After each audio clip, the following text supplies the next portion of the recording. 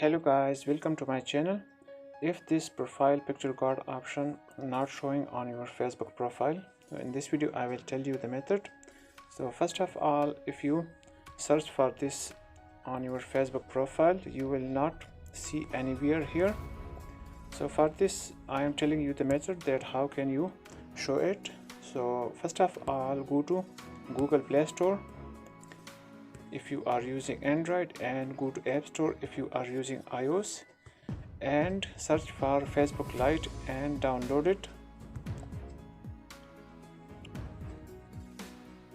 When you download, then open Facebook Lite and log in with your Facebook username and password, and then go to your Facebook profile and now tap on view profile. Here tap on three dots, and here you can see profile picture guard option turn off. So I have already turned it on, so from here you can turn it on or off. So there's the method. I hope this will help. Thanks.